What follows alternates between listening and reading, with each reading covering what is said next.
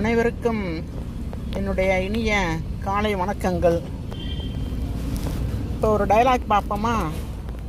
எல்லாருடைய வாழ்க்கையிலும் சரி, வேலை பார்க்குற இடத்துலையும் சரி, கோல் மூட்டை ஒரு நாரதரும், காட்டி கொடுக்க ஒரு எட்டப்பனும், பிரித்து வச்ச ஒரு சகுனியும் இருக்கத்தான் செய்கிறாங்க.